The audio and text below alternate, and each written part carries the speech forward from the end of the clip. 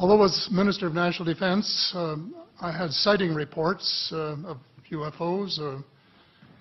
I was too busy to be concerned about them at the time because I was trying to unify the Army, Navy, and Air Force into a single Canadian Defence Force. And that itself was a kind of battle to the finish. So this was not high on my agenda. But about 10 years ago, I started getting interested due to a young man from Ottawa sending me material on the subject. I told him I was too busy to read it, but he had confidence that someday I would. It took me a while to get around to reading it, but I took it for my summer reading in 2005 and was really impressed with what was contained in it. And what I thought to myself is there are huge issues here, huge issues. And the American people and the people of the world have a right to know what's going on because they're part of it. It's not just an isolated thing.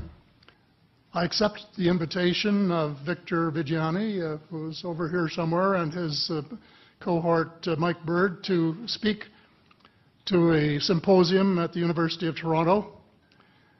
And I said, UFOs are as real as the airplanes flying overhead.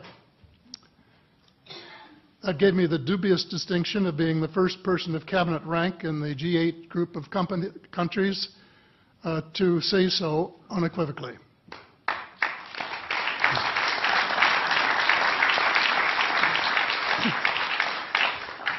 In the 1960s sometime, it was a flotilla of UFOs headed south that crossed into NATO territory in Europe. And the Commander-in-Chief of the Supreme Allied Headquarters in Europe was naturally very shaken.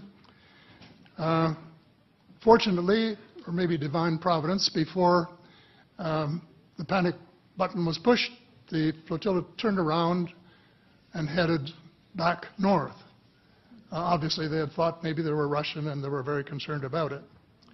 Anyway, an investigation was launched into this whole subject, and a document was prepared which concluded that at least 4 species had been visiting Earth for thousands of years. And this is my own view at this stage as well. So, except for that, there are just a couple of things that we've talked about that I'd like to refer to. And one was that we were referring to them as they until this morning when Linda Moulton Howe, I think she was the first one, actually named 3 different species. I don't think we can any more refer to them as they because they're not an amorphous mass. They are different species and consequently may have different agendas. I don't think we can say that they all have the same agenda any more than we could say that the United States, China, and Russia had the same agenda. Our real interests may be very similar, but as of now, our perceived interests are still quite far apart. One more observation before I begin what I want to say, and that is that we spent quite a bit of time talking about the 66-year-old cadavers. And I was glad to have Linda this morning finally say that there are live ETs on Earth at this present time, and at least 2 of them probably working with the United States government. The other species that I learned about not too long ago was called the tall whites. And this is when Paula Harris broke the story just a few years ago. And through her good offices, I had the chance to talk for about 3 hours with former Airman Charles Hall and listen to this absolutely fascinating story of how he was working with, first of all, he was scared out of his skin, but after that, when he got to know them, how he was working with, and finally they became to trust each other and have a good working relationship with the tall whites at the gunnery range at Indian Springs in Nevada, and these tall whites were living on United States Air Force property and working in cooperation with the United States Air Force and sharing technology with them. He wrote a book, incidentally, called Millennial Hospitality. There are 4 different versions, but Paula says that Millennial Hospitality number 2 is the best. I think that's the one I read, and it's a very interesting read if you want to sort of get inside the problem of what it's like to bump into these people floating across the terrain in the desert. Well, enough on that for now. My interest is in full disclosure.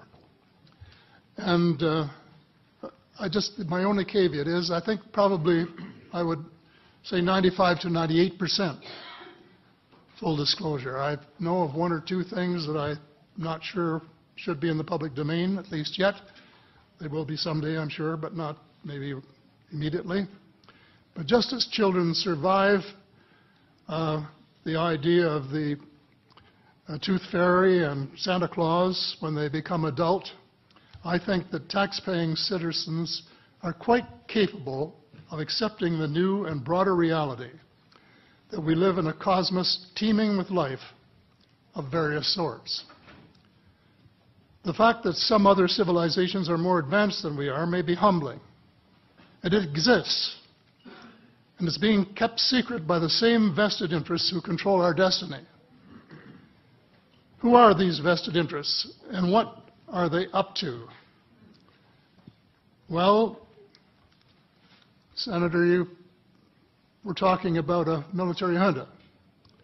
In my opinion, that is true, but I have broadened and deepened the definition to cabal, and the cabal comprises members of the 3 sisters: the Council on Foreign Relations, the Bilderbergers, and the Trilateral Commission, the International Banking Cartel, the Oil Cartel, members of various intelligence organizations, and select members of the military junta, who together have become a shadow government of not only the United States, but of much of the Western world.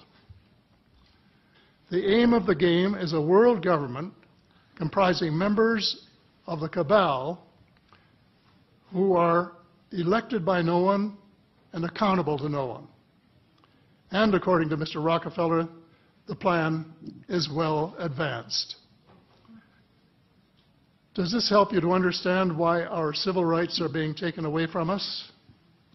I say us, because Canada too is included in the grand plan.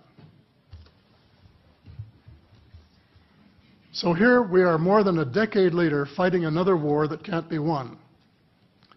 There is no country on earth powerful enough to protect its citizens against fanatical hate, as we learned from the Boston Marathon. And the mere attempt to pursue the impossible pits neighbor against neighbor and the state power structure against everyone. All of the freedoms won by the millions of men and women who fought and died in World War II are being flushed unceremoniously down the drain. The only hope of peace is a negotiated settlement. This will require a paradigm shift in American attitudes.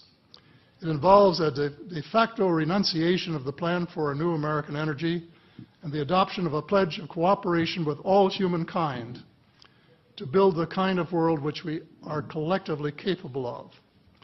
Young people everywhere need to be challenged by a noble cause.